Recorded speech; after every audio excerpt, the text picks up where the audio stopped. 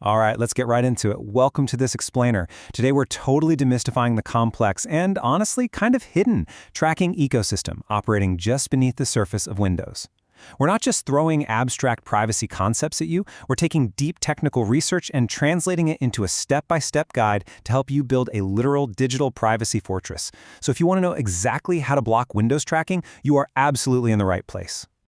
Now, we really need to start with a serious reality check from July 2026.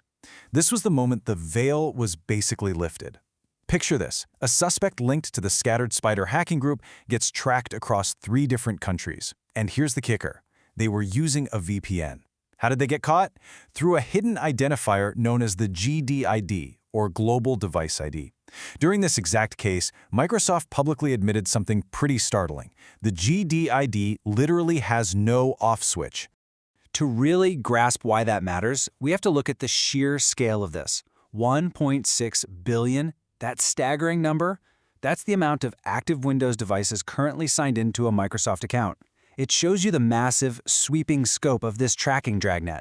Every single one of those devices, the second they sign in, is assigned that server-side Global Device ID. And remember, it's an identifier issued straight from Microsoft's infrastructure. It's not just cooked up on your local machine. So let's trace the exact transmission chain of how this GDI tracking actually happens on your machine. Before we can even talk about blocking it, we've got to understand how the data flows, right? First, the Microsoft Account Service provisions your device. Then, step 2, the Connected Devices Platform, or CDP-SVC, registers it right into Microsoft's directory. And finally, the Delivery Optimization Service reports it alongside your ISP, your city, and your country. It is a highly efficient, multi-layered telemetry pipeline. Okay, here's our roadmap for this explainer. We're going to start with the hidden trackers, then move into stopping browser apps, hardening the registry, disabling telemetry services, implementing network blocking, and finally, we'll confront the hard truth. Let's do this. Section 1. The Hidden Windows Tracker.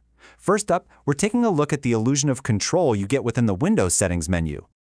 Now, you might think using a local account instead of a Microsoft account is some kind of silver bullet for your privacy. I mean, it makes sense, right? But the reality is way more complex. Yes, a local account does stop cloud syncing and cross-device clipboards. But look closely at what's still actively tracking you. An anonymous GDID is still generated, your machine guide stays completely active, and the required diagnostic telemetry? Yeah, that continues to flow right out of your machine. It's really just a reduction in tracking, definitely not an elimination. Moving on to Section 2, Stopping Browser and Apps. This is where we get into how your daily behavior is harvested straight off your screen. Okay, check out this slightly terrifying reality of default browser behavior. Microsoft Edge is deeply embedded with Windows telemetry. When you type in the Edge address bar, it actually sends those characters directly to Bing in real time to give you search suggestions. And it does this before you even finish typing or hit enter. That includes partial URLs and sensitive queries, all tied up with a resettable session identifier. Basically, your browser is building a real-time behavioral dictionary of your life. So, to lock this down, you've got to actively disable these specific personalization pipelines. If you don't, Windows just keeps building that behavioral profile. You need to dive into Edge and turn off browsing personalization, shut down cloud content search and Windows search. You even have to dig right into the registry to restrict implicit typing and inking collection. Oh, and absolutely make sure you revoke app diagnostics permissions. Apps shouldn't be snooping on what else you're doing. Honestly, it's none of their business. All right, Section 3, Hardening the Windows Registry. We're going way beneath the user interface here to set the absolute rules the operating system simply has to follow. At this deeper level, we run into software layer identifiers, like the machine guide. The massive takeaway here is that these identifiers can actually be rotated or spoofed, assuming you know the exact registry paths.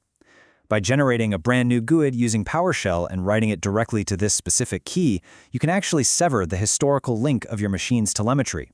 Just a quick heads up though, you do have to be a bit careful, as doing this might affect certain software licenses. But listen, registry hardening isn't just about tweaking IDs. It's really about overriding the UI entirely. By applying policy-level registry changes, like navigating straight to the data collection key and forcing AllowTelemetry to 0, you absolutely override those basic user-facing toggles. Once you do this, the settings menu actually grays out. It's super satisfying because it confirms your policy is enforced, and you've minimized data collection as much as the OS physically allows. Section 4. Disabling Telemetry and Services. We've set the rules, so now it's time to neutralize the active background demons pulling the strings. Now we have to face a pretty jarring truth about how the privacy toggle in Windows actually functions. It's a two-tier system, you see. The toggle you casually click in Settings, that only stops the optional enrichment data, things like your app usage and browsing. But the required baseline, we're talking hardware specs, driver versions, crash dumps, that flows continuously. And if you're on Windows Home or Pro editions, this required tier literally cannot be fully disabled through the standard settings menu. Take a look at this table. These are the exact background services you need to manually shut down to sever that required telemetry pipeline. You've got DiagTrack, which is your primary uploader, then CDP SVC, which registers your GDID, and DOSVC, which actually reports it. By jumping into the registry and changing the start value of these services to 4, you completely disable them. But, and this is a massive word of caution here, Windows feature updates love to silently re-enable these. So you've got to audit these services after every single major update. Moving to Section 5, Network-Level Blocking Strategies. Because those Windows services can be so stubborn and reactivate themselves, we have to physically cut off their exfiltration routes. Did you know network leakage actually happens before you even log in? Seriously? Before you've even had a chance to establish a secure VPN tunnel, Windows is already out there leaking your real IP address to Microsoft servers. It does this through NCSI active network probing, dedicated DNS resolvers that might just completely bypass your VPN, NTP time sinks, and peer-to-peer update broadcasting. Your IP is out in the wild before your defenses are even up. So how do we fight that? We use network-level blocking. By hard-coding your Windows hosts file to map Microsoft telemetry domains directly to 0.0.0.0, or by using a network-wide DNS sinkhole like Pi-hole, you physically block the operating system from resolving Microsoft's data collection servers. Think about it. If the machine can't resolve the IP address, the data literally cannot leave your network, even if one of those sneaky telemetry services has quietly reactivated itself. Now, rather than doing all of this manually and absolutely driving yourself crazy, you can and should leverage some of these phenomenal community-built toolkits. Tools like W10 Privacy, O&O Shutup 10++, WPD, or the No-Goody PowerShell Toolkit let you deploy repeatable, fully auditable privacy configurations with just a few clicks. They automate the registry tweaks, the service disables, and the network blocks we just talked about, making this whole hardening process vastly more manageable. Which brings us to Section 6, the hard truth. We've built our privacy fortress, but now it's time for a ruthlessly honest assessment of what we just can't stop. Beneath the software layer, beneath literally everything we've just spent time configuring, lies an immutable bedrock of hardware fingerprints. And these, they're burned straight into your silicon. Your motherboard has an SMBIOU ID. Your TPM chip has an EKPUB cryptographic key. Your processor has a CPU ID. Any application with basic WMI access can read these identifiers, and guess what? They survive system reinstalls, hard drive replacements, and registry wipes. You literally cannot change them without physically throwing away and replacing the hardware. And that leads us to the hardest truth of all when it comes to the GDID. Yes, our local network blocking and registry tweaks will stop future reporting. They act as a tourniquet, they stop the bleeding, but they absolutely cannot delete the GDID records that Microsoft already holds on their servers. The very first moment you signed in, that record became permanent resident data on their infrastructure, completely immune to any local mitigation you try to apply after the fact.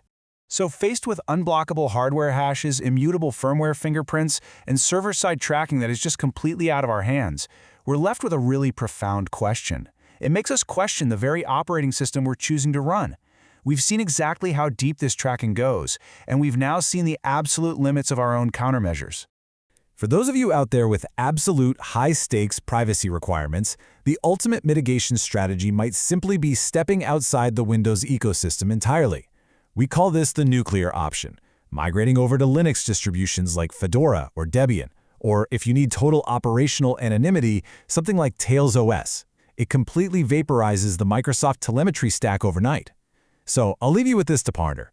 If an operating system requires this much exhaustive effort just to stop it from reporting your every single move, are you really the system's user, or are you just its most valuable data point?